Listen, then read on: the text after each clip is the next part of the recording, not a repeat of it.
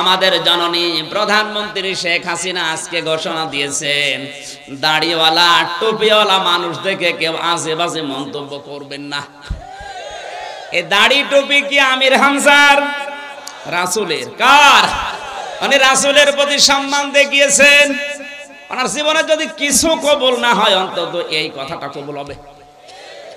কারণ বিশ্বনবীর পক্ষে পৃথিবীতে যে যা করেছে, আল্লাহ কাউকে মাহরুম করেন নাই, কিছু না কিছু দিয়েছেন। নবীজির আপন চাচা আবু লাহাব, এই লোকটার মতো নবীকে কষ্ট দিয়েছে পৃথিবীতে আমি আর কাউকে পাইনি। কারণ তার পুরা জীবন পড়ে দেখেছি, সব চাইতে বেশি কষ্ট দেওয়ার কারণে আল্লাহ তার নাম ধরে একটা সূরা দিয়েছেন, সূরা লাহাব। কোন সূরা? আল্লাহ তাআলা বলেন, তাব্বাত ইয়াদা আবি লাহাবি ওয়া তাব। শব্দের দিকে খেয়াল করেন। তাব্বাত ইয়াদা নে ছিল 2 বছরের কারণে নুনটা পড়ে গেছে। আল্লাহ তাআলা বলেন, তাব্বাত ইয়াদা, ধ্বংস হয়ে যাক আবু লাহাবের 2 হাত, এবং সে নিজে, এবং সে ধ্বংস হয়েছে। শব্দের দিকে খেয়াল করলে দেখতে পেলাম আবু লাহাব নবীকে পাথর নিক্ষেপ করেছিল 1 হাত দিয়ে।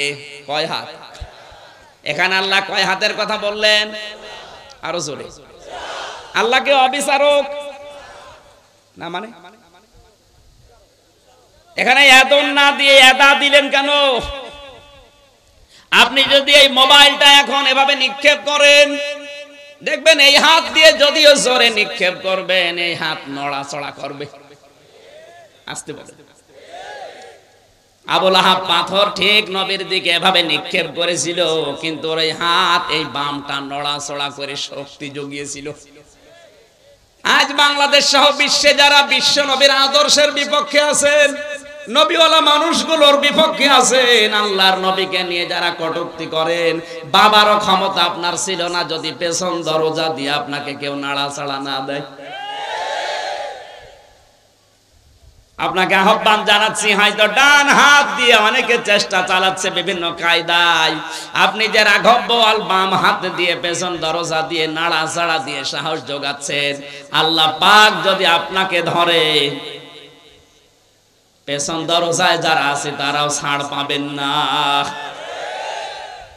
আল্লাহ ইয়াদা শব্দ দিয়ে এটা জানিয়েছেন, আবু লাহাবের তো 1 হাত ধ্বংস করলে ওর শাস্তি হয়ে যেত। ওর ডান হাত ব্যবহার করে নবীকে কষ্ট দিয়েছে, বাম হাতটা আমি ধ্বংস করলাম এই কারণে, কারণ ওই হাত একটু নড়াচড়া করে সাহস জুগিয়েছিল, শক্তি জুগিয়েছিল। এতটুকুই না, ও যার উপরে ভর করে এই কাজ করতো, ওর প্রভাব প্রতিপত্তি ছিল, টাকা পয়সা ছিল, এই কারণে আল্লাহ পরবর্তী আয়াতে দিয়েছেন, মা গনানুহু মালুহু ওয়া মা কাসাব। যার উপরে নির্ভর করে নবীর বিরুদ্ধে অবস্থান নিয়েছো, তোমার ওই টাকা পয়সা কোনো কাজে আসবে না যেগুলো তুমি অর্জন করেছিলে। আবু লাহাব ওই সময় ছিল ওই দেশের ধর্মমন্ত্রী। কি ছিল? আসতে বলেন। ওর ধর্মমন্ত্রীকে পর্যন্ত আল্লাহ ছাড়েননি। অমা কাসাবা, সে যা অর্জন করেছিল, টাকা পয়সা, ক্ষমতা, প্রভাব প্রতিপত্তি, কার পেছনে লাগার কারণে? নবীজির। জোরে বলুন। আল্লাহ তো শেষ করতে পারতেন এই 2টা আয়াত দিয়ে। আল্লাহ তাআলা বলেন, সায়াসলানা রং যাতালাহাব। এত রাগ আমার আল্লাহ, এত ঘৃণা তার উপরে প্রদর্শন করেছেন, এই 2টা আয়াত দিয়ে আল্লাহ এই সূরা শেষ করেননি। আল্লাহ সিন দিলেন, সিন, সাউফা, কদ, লাম, এরকম 13টা শব্দ আছে আরবি গ্রামারে। কোন সেন্টেন্সের আগে যদি একটা আসে, অর্থ হয় অতি তাড়াতাড়ি।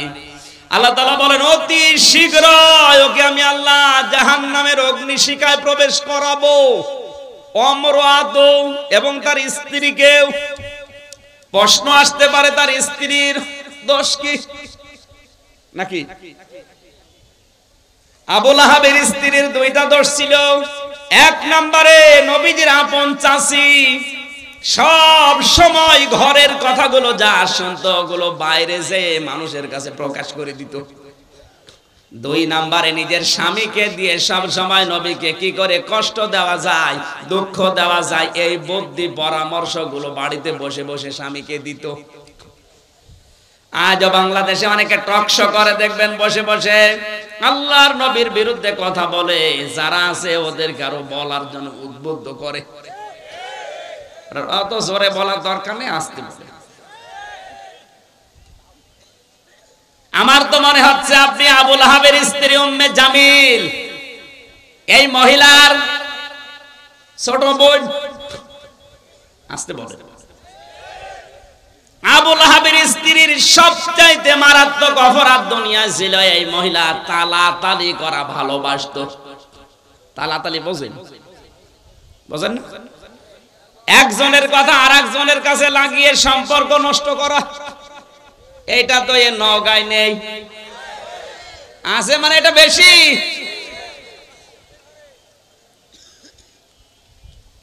আব্দুল গাফফার ভাইয়ের সাথে অনেকের হয়তো মিল নেই, খোঁজ খবর নিয়ে দেখবেন, কাছে যে দেখবেন বিষয়টা কিছু না, শুধু তালাতালির কারণে সম্পর্ক দূরত্ব হয়ে গেছে। তালাতালি করা কত বড় মারাত্মক অপরাধ। আল্লাহর নবী বলেন, যে এলাকায় মানুষ তালাতালি করে ওই এলাকার মানুষের দোয়া কবুল আল্লাহ বন্ধ করে দেয়। আমরা এত বিপদে পড়ার পরে দোয়া করলে কবুল হচ্ছে না, আমার মনে হয় তালাতালি করা কোন লোক এলাকায় আছে না? নেই। এটা মেয়েদের ভেতরে বসে এক জায়গায় বসলে শুধু আসতে বলে। আমি একটা হাদিস বলছি, এবার শোনেন, তিরমিজি শরীফের হাদিস। আল্লাহর নবী বলেন, কিয়ামতের দিন আল্লাহ 5 প্রকার মানুষের দিকে ফিরে তাকাবেন না। আপনি কি লক্ষ্য করলেন কি বললাম? কিয়ামতের দিন 5 প্রকার মানুষের দিকে আল্লাহ ফিরেও তাকাবেন না। তার 1 নম্বরে যারা তালাতালি করে দুনিয়ায়। কারা আছেন এই চরিত্রের হাত তোলেন তো?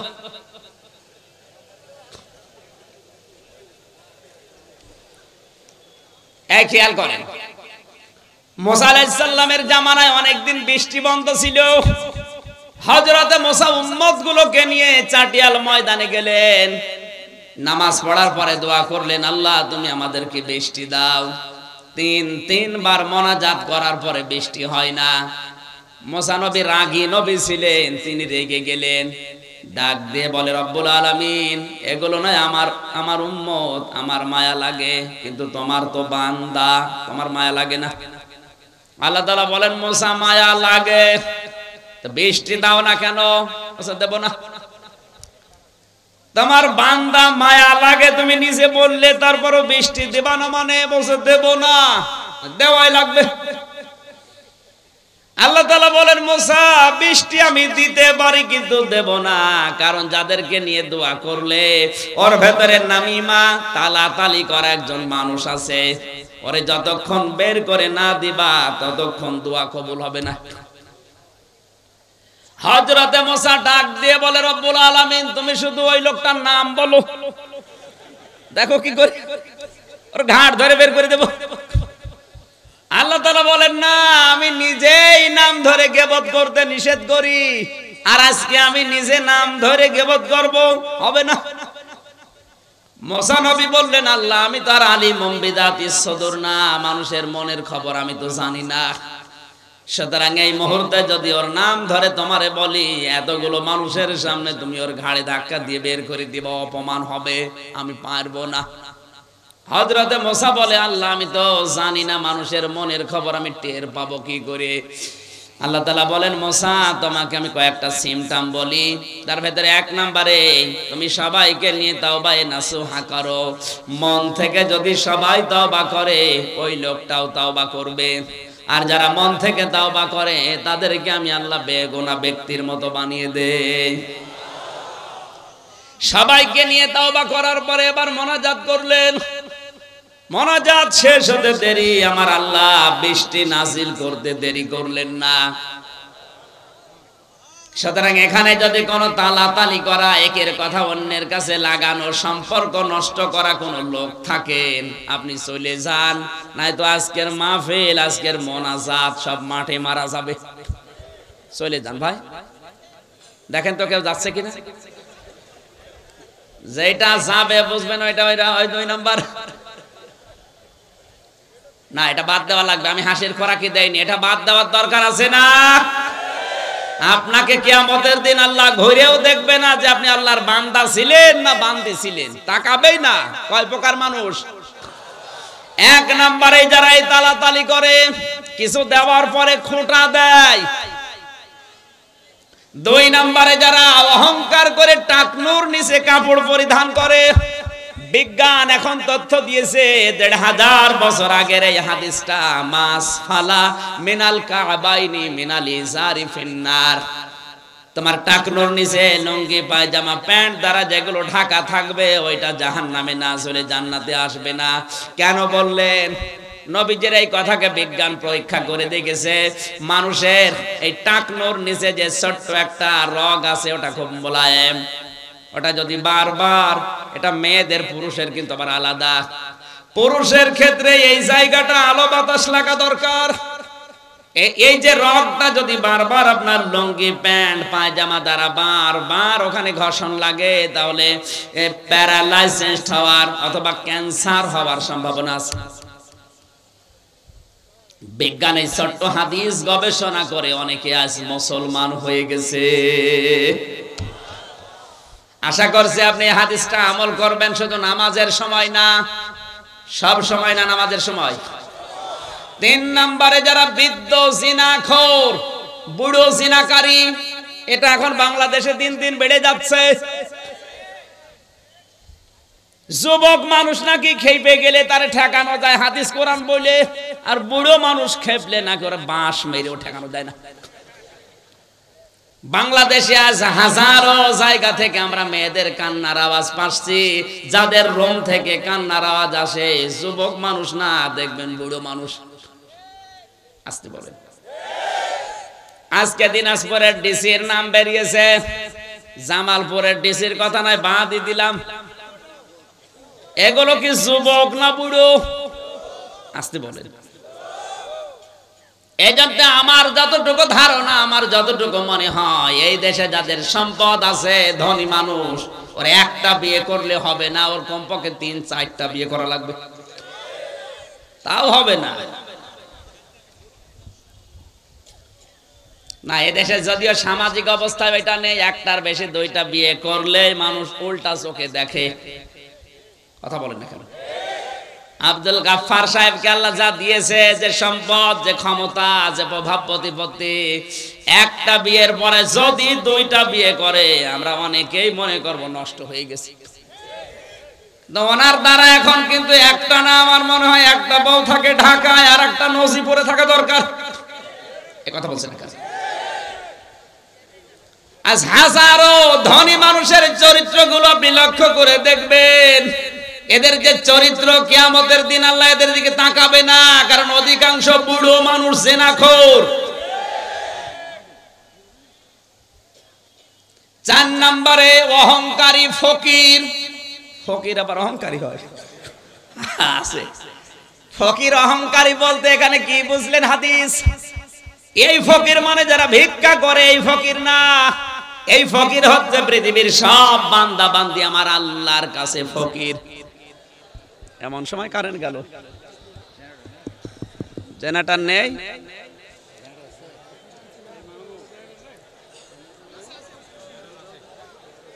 এত দেরি হলে তো সম্ভব না। ওখানে একদম বসে থাকেন। আমাদের বিদ্যুৎ অফিসের এরকম ইনফরমেশন ছিল না। ইলাহা ইল্লাল্লাহ সুবহানাল্লাহ আলহামদুলিল্লাহ লা ইলাহা ইল্লাল্লাহ সুবহানাল্লাহ আলহামদুলিল্লাহ লা ইলাহা ইল্লাল্লাহ লা ইলাহা ইল্লাল্লাহ মুহাম্মাদুর রাসূলুল্লাহ। আমার ভাইরা, আল্লাহ রাব্বুল আলামিনের তুলনায় আমরা যারা পৃথিবীতে আছি, আল্লাহ বর্ণনা দিয়েছেন আল্লাহুল গনিয়্যু ওয়া আনতুমুল ফুকারা। হে পৃথিবীর মানুষেরা, আমি আল্লাহ শুধুমাত্র ধনী, তোরা সব ফকির। আল্লাহর তুলনায় আমরা কি? আরো জোরে। শুধু ফকির না, ফকিরের ঘরের ফকির। ফকির না আমরা? এই জন্য ফকির যারা আমরা, আমাদের অহংকার সাজে না। কি হনু রে, হনুমান হয়ে গেছে। অহংকার যাদের ভেতরে পয়দা হয়, এটা দূর করা লাগবে, নয়তো কিয়ামতে আপনি আল্লাহর নজর পাবেন না। শেষ নাম্বারে আল্লাহর নবী বলেন, কিয়ামতের ময়দানে ওই মানুষগুলোর দিকে আমার আল্লাহ তাকাবে না যারা, এটার বলার দরকার নেই, পৃথিবীতে যারা মিথ্যাবাদী প্রেসিডেন্ট, মিথ্যাবাদী যারা প্রধানমন্ত্রী, এদের দিকে আল্লাহ কিয়ামতের দিন তাকাবে না। এটা এই দেশে নেই, যে দেশে আছে ওই দেশে গেলে আমি বলবো। সুতরাং এই 5 প্রকার মানুষের নাম আমি হাদিসের ভেতরে পেয়েছি, তিরমিজি শরীফের হাদিস। আমরা যারা এর ভেতরে পড়ে না যাই, জোরে বলেন আমিন। আমার বন্ধুরা, তালাতালি করা লোক যারা আছেন, চরিত্র পাল্টান। এটা আবু লাহাবের স্ত্রী উম্মে জামিলের চরিত্র। এটা মেয়েদের ভেতরে যেহেতু বেশি সম্মানিত মা বোনেরা, নবীজি মেরাজের রাত্রে জাহান্নামে মেয়েদেরকে বেশি দেখেছেন 2টা কারণে। 1 নম্বরে, মেয়েরা বিনা কারণে স্বামীর হুকুম ছাড়া এক বাড়ি থেকে আরেক বাড়ি সে গল্প করে। সে গল্প কোরআন হাদিসের না, শুধু তালাতালি আর স্বামীর বদনাম। এরকম বউ আছে কার হাত বলেন তো? আলহামদুলিল্লাহ, এলাকায় এরকম মহিলা নেই। আবু লাহাবের কথা বলছিলাম। বিশ্বনবী মুহাম্মদ রাসূলুল্লাহর পেছনে এত বেশি লেগে থাকার কারণে আল্লাহ পাক তার নামে সরাসরি সূরা নাজিল করেছেন। কথা বলেন ঠিক কিনা?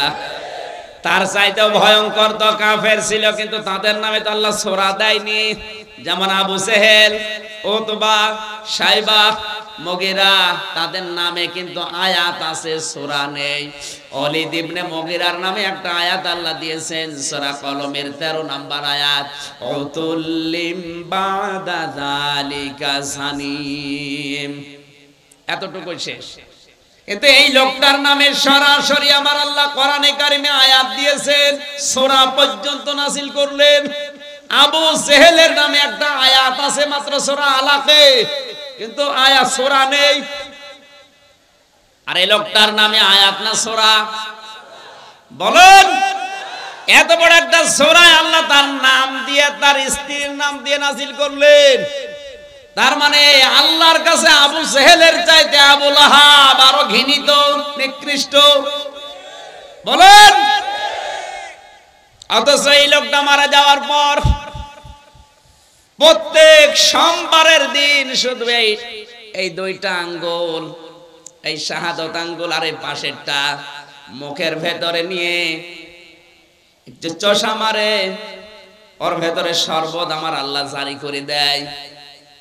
তাফসীরের কিতাবে দেখলাম, কেন এত বড় অপরাধীকে আমার আল্লাহ এই শান্তি কেন দেয়?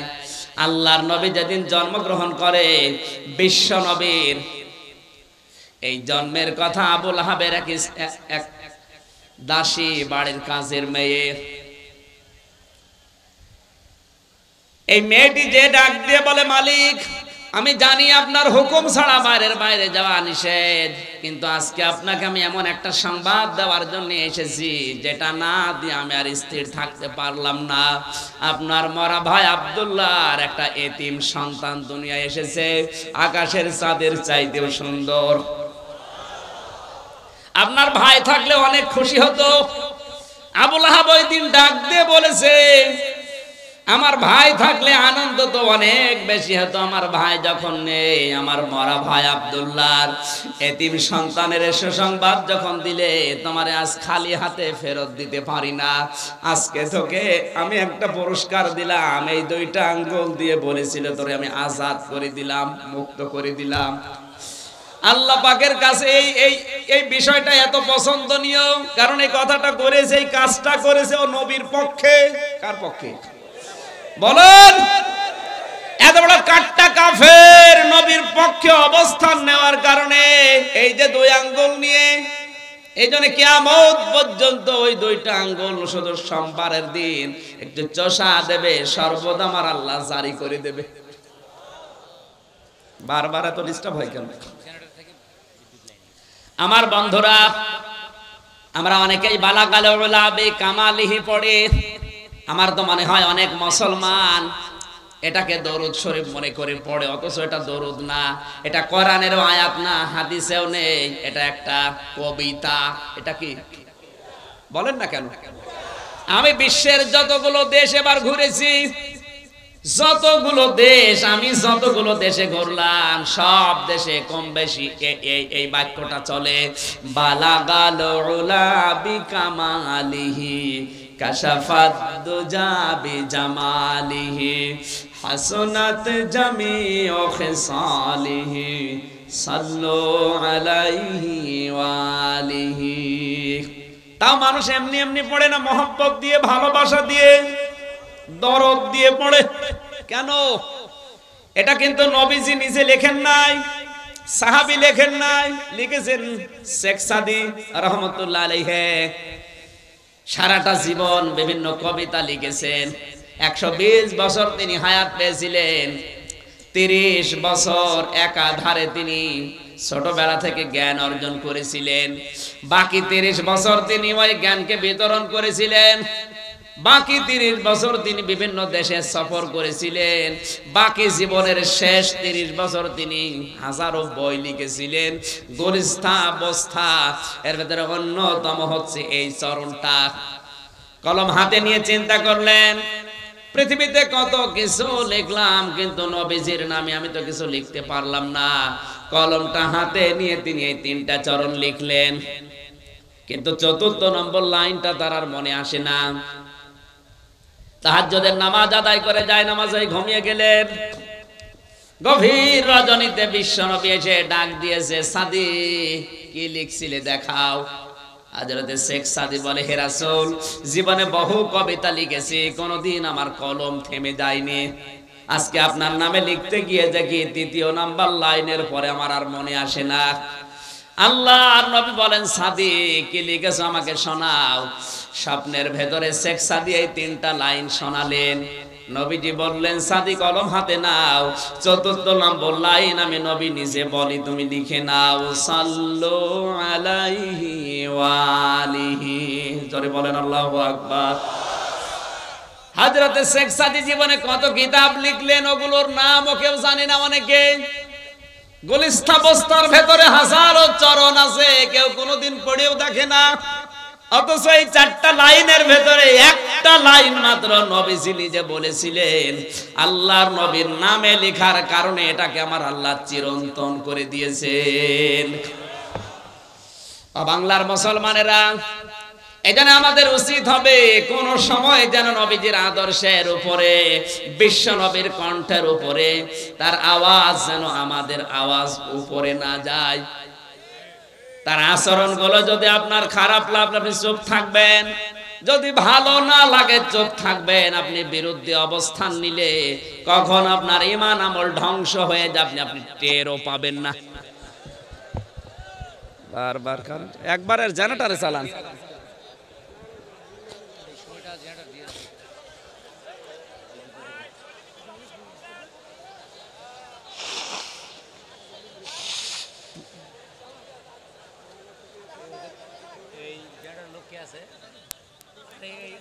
অবশেষে সময়টা জেনারেটর অফ করে না। সুবহানাল্লাহ আলহামদুলিল্লাহ লা ইলাহা ইল্লাল্লাহ আলহামদুলিল্লাহ লা ইলাহা ইল্লাল্লাহ লা ইলাহা ইল্লাল্লাহ মুহাম্মাদুর রাসূলুল্লাহ সাল্লাল্লাহু আলাইহি ওয়াসাল্লাম। আমার ভাইরা, 6666টি আয়াত থেকে কোরআনে কারীমের সূরা তাওবার 72 নাম্বার একটা মাত্র আয়াত আমরা পড়েছি। পড়া কোরআনে আমার আল্লাহ তার মুমিন বান্দা বান্দীদের সাথে 25টি ওয়াদা নিজে করেছেন। কয়টা? আরো জোরে। এই 25টা ওয়াদার প্রথম নাম্বার ওয়াদা আল্লাহ তার মুমিন বান্দা বান্দীদের সাথে যেটা করলেন সেটা হচ্ছে তিনি মুমিন বান্দা বান্দীদেরকে জান্নাত দেবেন। আরো আসতে বলেন। এখানে ওয়াদা করছেন কে? কোথায়? কোরআনে। জোরে বলেন। কয়টা? এই একটা বললাম নাম। তিনি তার মুমিন বান্দা বান্দীদেরকে জান্নাত দেবেন, এই ওয়াদা আল্লাহ কোরআনে করলেন। যিনি ওয়াদা করছেন উনি আমাদের মতো না যে সকালে এক কথা বিকালে আর এক কথা। কথা বলেন না কেন? আল্লাহ তাআলা বলেন ইন্নাল্লাহা লা ইখলিফুল মিয়াদ। আমি যদি একবার কোনো বিষয় ওয়াদা করি তামাম দুনিয়া উল্টিয়ে যাবে, আমার ওয়াদা ভঙ্গ হবে না। আর ওয়াদা করেছেন যেখানে, একে যেমন তেমন কিতাব, কত অথেন্টিক আপনাকে আমি আগেই বলেছি। কয়টা ওয়াদা? আজকের যে ওয়াদা প্রথম নাম্বারে আল্লাহ তার মুমিন বান্দা বান্দীদের জান্নাত দেবেন। জান্নাত কিন্তু সবাইকে দেবেন না, দেবেন তার মুমিন বান্দা বান্দীদের। কথা বললেন না কেন? এবার আসেন তো আমার আল্লাহ ওয়াদা দিচ্ছেন কাদের সাথে? মুমিন কারা? ইন্নাল্লাহা আশতারা মিনাল মুমিনিনা আনফুসাহুম ওয়া আমওয়ালাহুম বিআন্না লাহুমুল জান্নাহ। সূরা তাওবা 111 নম্বর আয়াতে আল্লাহ তাআলা বলেন অবশ্যই আমি আল্লাহ ক্রয় করে নিয়েছি আমার মুমিন বান্দা বান্দীদের কাছ থেকে তাদের জান আর মাল বিনিময়ে তাদেরকে আমি আল্লাহ জান্নাত দিয়ে দিয়েছি। একটু খেয়াল করে শোনা লাগবে। জন্মের পর থেকে আপনি আয়াত শুনেছেন আমি জানি, কিন্তু এর ভেতরে তথ্য আছে। এখানে সরাসরি ক্রেতাকে, এই জবান খোলেন না কেন? জোরে বলুন। বিক্রেতা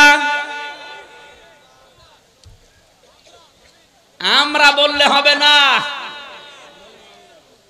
এখানে আল্লাহ পাক সবার কাছ থেকে কিনতে চান না।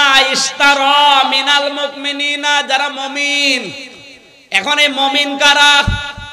আল্লাহর নবী বলেন মুমিন তো ওই লোকটা যার হাতের দ্বারা আর মুখের দ্বারা পৃথিবীর মানুষ শান্তিতে থাকে। এখানে হাত মানে শুধু এই হাত না।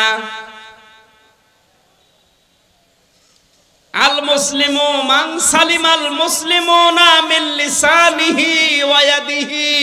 এই লিসান মানে শুধুমাত্র এই মুখ না, ইয়াদুন মানে শুধুমাত্র এই হাত না। ইয়াদুনের ব্যাখ্যায় আমি পেয়েছি ইয়াদুন মানে ক্ষমতার হাত, ইয়াদুন মানে আইনের হাত, ইয়াদুন মানে প্রভাব প্রতিপত্তির হাত, ইয়াদুন মানে টাকা পয়সার হাত। এই সমস্ত হাতের দ্বারা মুখ মানে শুধুমাত্র এই ছোট্ট গর্ত, এই মুখ না। আপনার হাজারো মুখ থাকতে পারে, আপনার একটা ইশারায় হাজারো লাশ দুনিয়ায় পড়ে যেতে পারে। আপনি যেটা দিয়ে ইশারা দিয়েছেন মুখ দিয়ে, ওইটাও মুখ। আপনার হাতের দ্বারা প্রভাব প্রতিপত্তির হাত, ক্ষমতার হাত, আইনের হাত, টাকা পয়সার হাত, আপনার শরীরের হাত হতে পারে। এই হাতের দ্বারা মুখের দ্বারা যদি পৃথিবীর কোন মানুষ আতঙ্কে থাকে, অশান্তিতে থাকে, আপনি আর যাই কিছু করেন না কেন এখনো মুমিন হতে পারেননি। এটা বাংলাদেশে হাদিসটা মিলান তো, এদেশে এখন মুমিন বেশি না কম? কম মানে নেই।